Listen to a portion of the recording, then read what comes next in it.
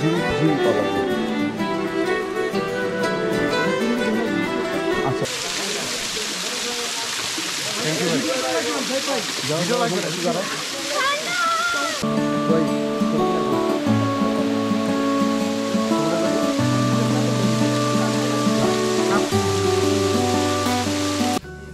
বাঁশের মধ্যে করে চা তৈরি হচ্ছে একদম পাহাড়ি স্টাইলে।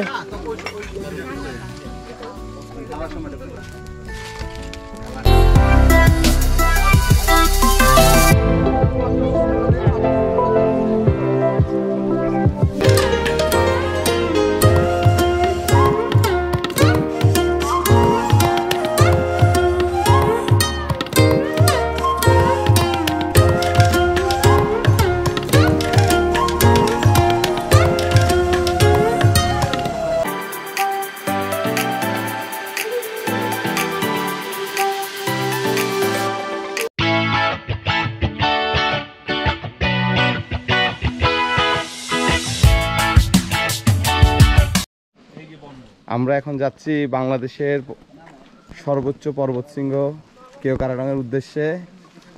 সাথে আছে অনেক বড় পর্বতারোহী অ্যানির সাথে আছি আমি। আমাদের পিছনে পিছনে আসতেছে আমাদের গ্রুপমেটরা। আমার সাথে আছে আমাদের গাইড ওসমান ভাই। জি,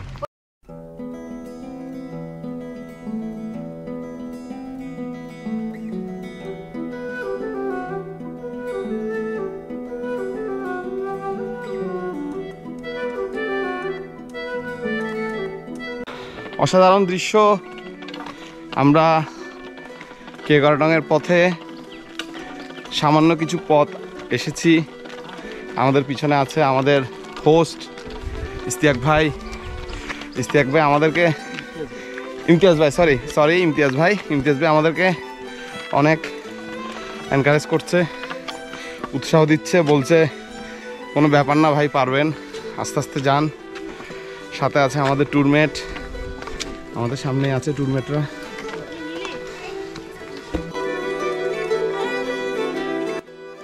ভ্রমণ মানেই ক্লান্তি দূর করার প্রাকৃতিক এক ঔষধ। কিন্তু এমন কিছু ভ্রমণ আছে যা আপনার শরীরের ঘাম জড়াবে। তবে এই নিশ্চয়তা দিতে পারি যে কষ্ট হলেও আনন্দটা হবে পর্বত চূড়ার উপর। বগালেক থেকে আমরা আর্মি ক্যাম্পে রিপোর্ট করেই যাত্রা শুরু করেছি। খুব সকালে ঘুম থেকে উঠে খিচুড়ি আর ডিম খেয়ে আমরা আমাদের ব্রেকফাস্ট সেরে নিয়েছি। তারপর শুরু হলো আমাদের রোমাঞ্চকর মুহূর্তগুলো।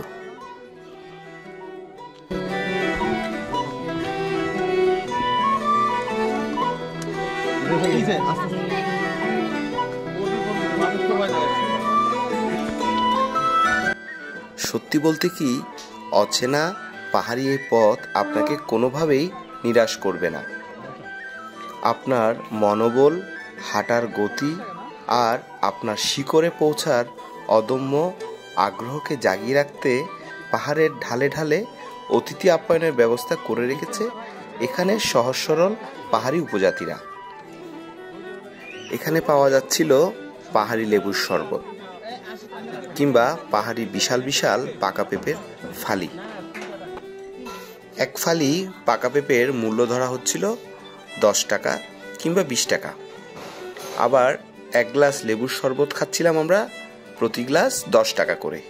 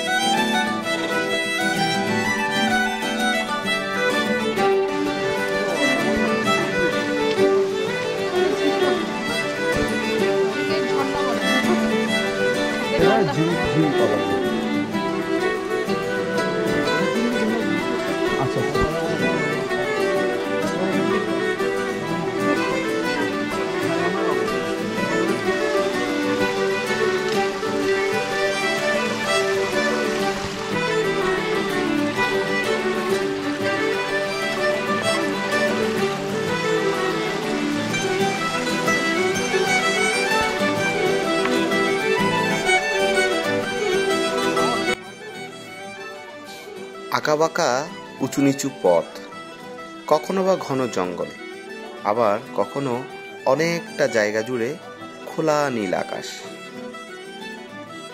দিগন্ত জুড়ে সবুজ গাছ, ছোট বড় পাহাড় আর মেঘের ভেলা। মনে হচ্ছে পৃথিবীর মধ্যেই এক স্বর্গ।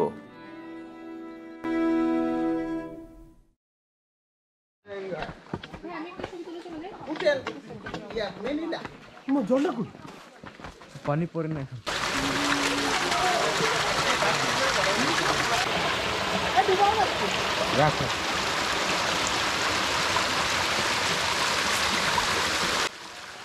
হঠাৎ যেতে যেতে কানে আসবে হালকা পানির ঝমঝম শব্দ। মনে উকি দেবে সামনে তবে ঝর্ণা দেখতে পাবো। শীতকাল বলে পানির প্রবাহ ছিল হালকা। ভরা বর্ষায় আপনাকে চমকে দেবে এই জায়গাটা। এই জায়গার নাম হচ্ছে চিংড়ি ঝর্ণা।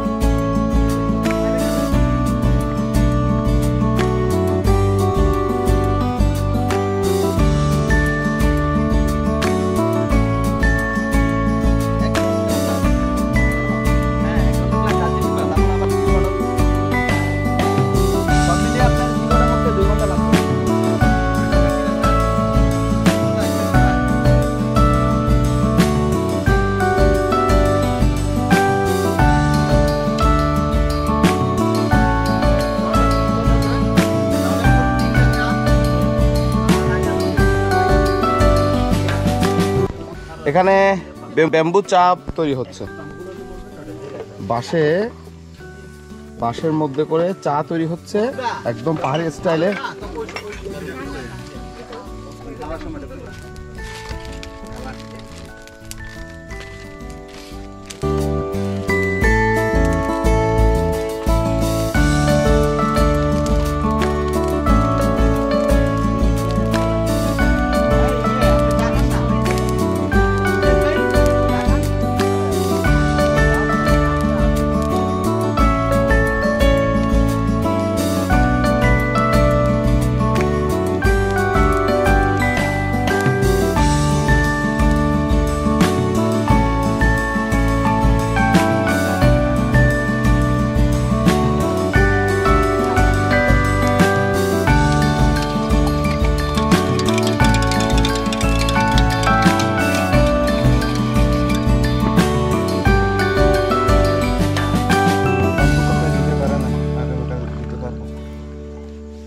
তাহলে কেমন হলো?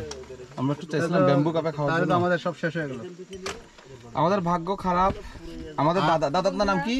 আমার নাম লালমোহন দাদা আমাদেরকে ব্যাম্বু কাপে দিতে পারেনি। কালকে দিবে। কালকে থেকে ওনার ওই ব্যবস্থা কালকে থাকবে। অর্ধেক রাখবেন। কালকে কিন্তু আমরা আসার সময় খাবো ব্যাম্বু কাপে চা, ঠিক আছে? কালকে ব্যাম্বু ফ্রি খাওয়াবো। ব্যাম্বু নিয়ে চলে যাবো।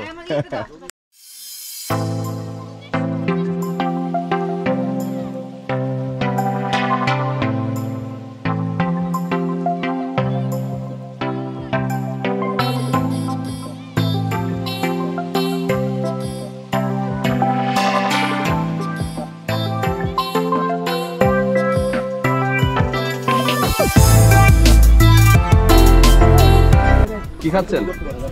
বাঁশের শরবত। বাঁশের শরবত? বাঁশে করে লেবুর শরবত? আমি দিচ্ছি বাঁশের শরবত, আর এখন আমি বাঁশ খাচ্ছি।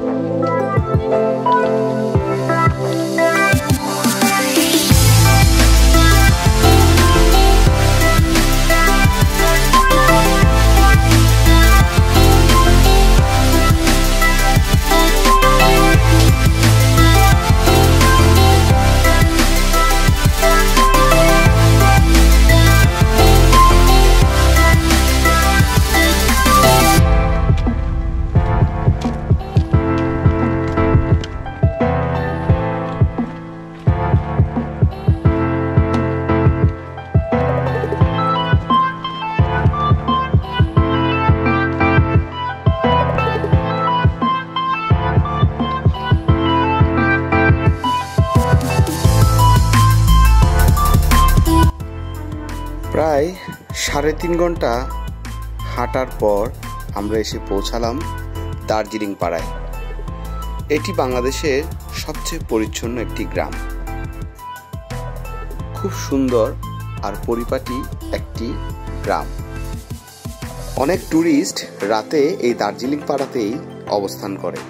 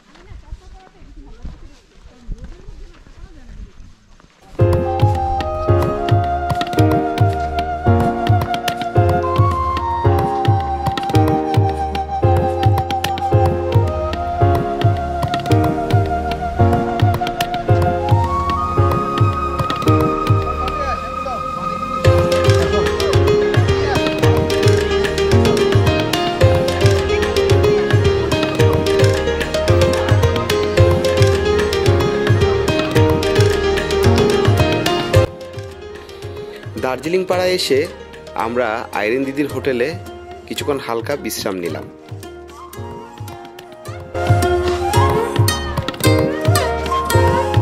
আমরা এখন দার্জিলিং পাড়া থেকে রওনা দিলাম। এই 5-10 মিনিট। দার্জিলিং পাড়া থেকে উঠার পথটা একটু খাড়া। এরপরে আমরা যে পথটা যাচ্ছি এই পথটাও খাড়া, তবে কিছুটা কম এবং যথেষ্ট ক্লান্ত লাগছে। আপনারা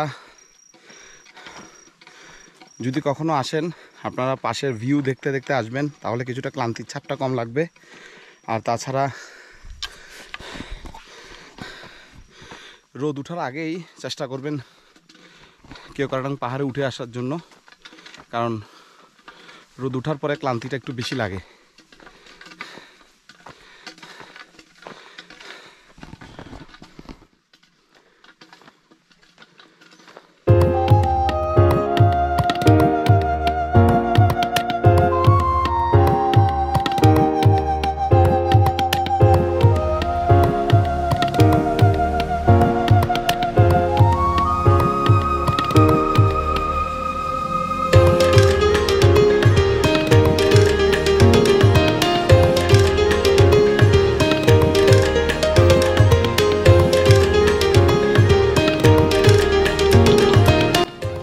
দার্জিলিং পাড়া থেকে 1 ঘন্টা হাঁটার পর অবশেষে আমরা পৌঁছলাম কেওক্রাডংয়ের চূড়ায়।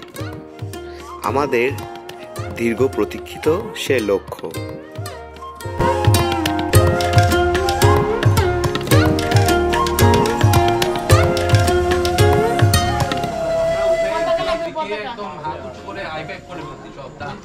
তাই ফাইনালি উই ওন। হ্যাঁ, করে পতাকা নিয়ে ছবি উঠতে হবে, নাহলে তো মনে হবে না যে পতাকা নিয়ে এসেছি কেউ আসছে নাকি।